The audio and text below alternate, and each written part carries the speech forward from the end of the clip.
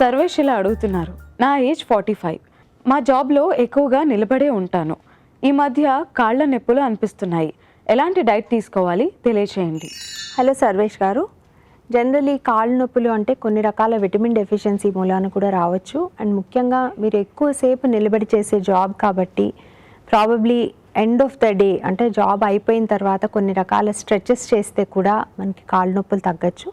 ఇక డైట్ విషయానికి వస్తే డి విటమిన్ డెఫిషియన్సీ ఉంటే ముఖ్యంగా ఈ కాళ్ళ నొప్పులు అండ్ బోన్ పెయిన్స్ కానీ మసిల్ పెయిన్స్ కానీ ఇలాంటివి వచ్చే ఛాన్స్ ఎక్కువ ఉంటుంది.